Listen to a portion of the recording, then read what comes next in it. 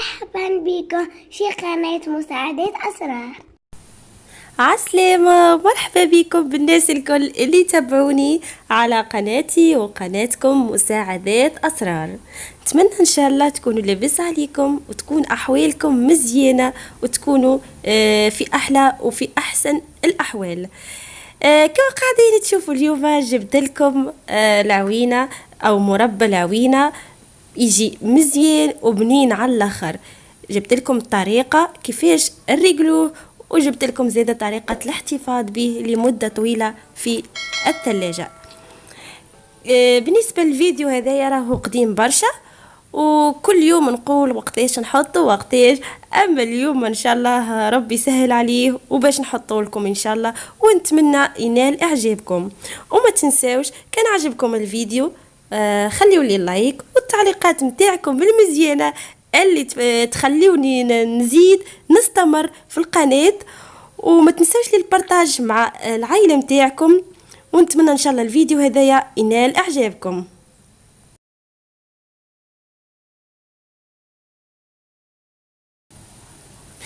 كما تشوفوا توا دخلت الكوجينه باش نحضر معاكم مربى العويده اللي يجي بنين بنين برشا، وبنا ما نحكيش لكم عليها. كما قاعدين تشوفوا هنايا عندي كيلو نتاع العوينه اللي نظفتها غسلتها ونظفتها بالكدا وشيحتها من الماء ذاك، ما خليتش فيها الماء. المهم كما قاعدين تشوفوا هوني، بالنسبه هوني عندي زوز مغارف كبار نتاع عصير الليمون، وعندي بالنسبه للسكر عندي 650 جرام سكر، وعبرته بالكيس العنبه عطاني 4 كيسان نتاع كيس العنبه. توا ان شاء الله باش نبداو مع بعضنا. اول حاجه ان شاء الله باش نعملوها باش نخليو هذوك على جنب هكا. هاو توا ان شاء الله باش نبداو نقصوا في العوينه متاعنا. نتوما قصوها كيف ما تحبوا، يعني تحبوا تقصوها جويده، تحبوا تقصوها يعني خشيده، المهم تقصوا العوينه باش تجيكم في الطنجره وفي ساعه طيب، يعني ما تاخذشكم برشا وقت. توا ان شاء الله باش نخليكم مع التقطيع، ونرجع لكم ان شاء الله بعد ما نكملوا التقطيع.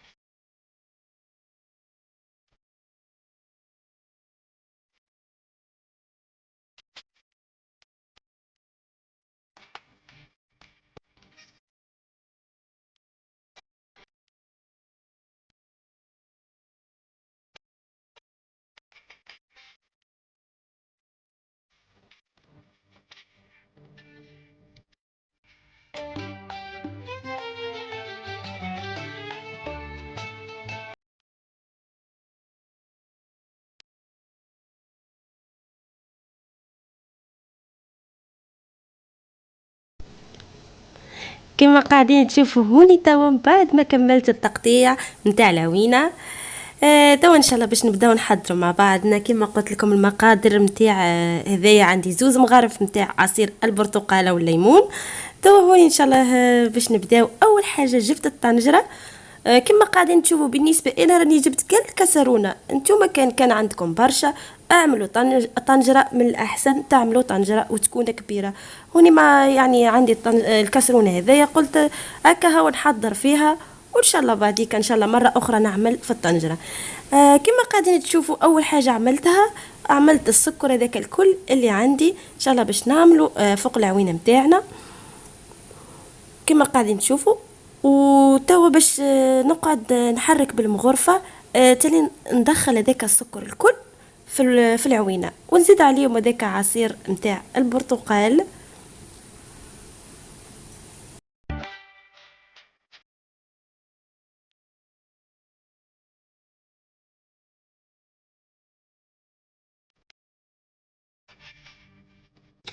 كما قاعدين تشوفوا من بعد ما خلطت هذيك السكر مع العوينه متاعنا، توا حطيتهم فوق نار ناقصه على الاخر، وباش نقعد ان شاء الله نحرك فيه كما قاعدين تشوفوا تالين يدوب ذاك السكر الكل.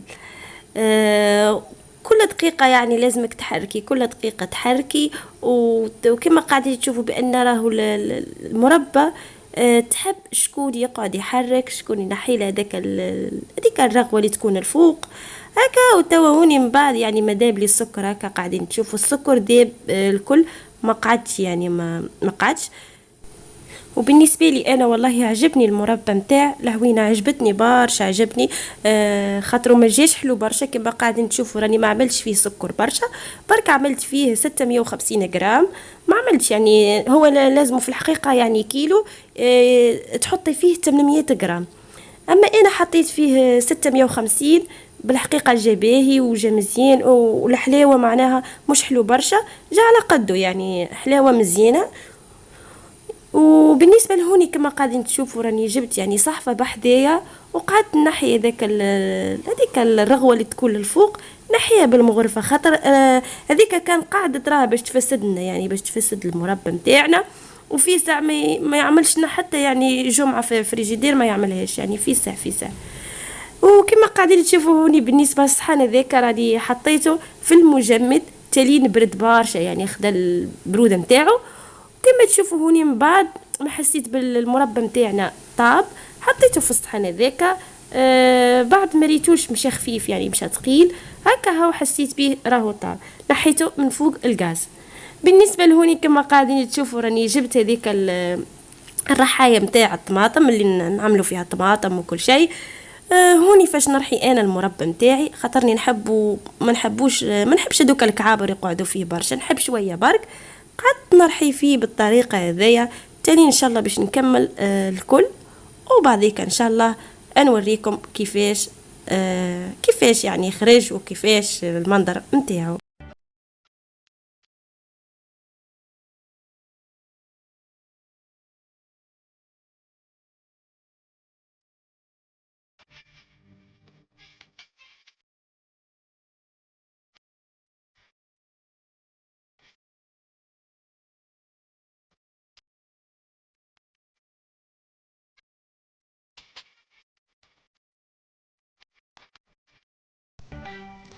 كما كتشوفوا هوني من بعد انا رجعت لكم من جديد. هاكا المربى نتاعنا حاضر وجاهز، اللي نستعملوه في الخبز حتى في الجاتو مش مشكل، نورمال راهو نستعملوه حتى في الجاتو. كما قاعدين تشوفوا كيفاش الشكل نتاعو من بعد يعني ما برد، رحيته في الرحايه ذيك نتاع الطماطم، وبعديك برد وحطيته في الفريجيدير وكا توا بارد. يعني انا ما صورتوش في وقتها، خليته يعني ليله كامله، والصباح قمت بكري قبل ما نمشي الخدمه هاني صورت لكم، وحبيت نوريكم كيفاش يعني المنظر نتاعو، كيفاه يعني اللون نتاعو. بالحقيقه راهو جبنين برشا برشا برشا. في الخبز زاده ما نحكيش لكم عليه، مذاق يعني ياسر بنين. ان شاء الله نودكم ومنشهيكم ان شاء الله، وان شاء الله الفيديو هذا ينال اعجابكم.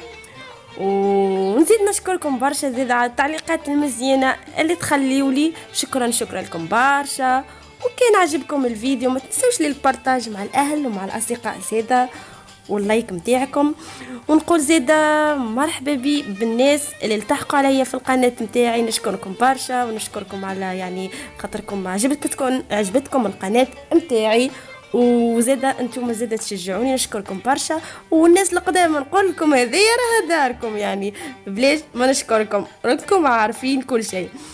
نتمنى ان شاء الله ربي ييسركم امركم وتجربوا يعني المربى هذايا، وما تبخلوش عليا بكل التعليقات نتاعكم. وتوام عليا نقولكم ان شاء الله في فيديو اخر ان شاء الله.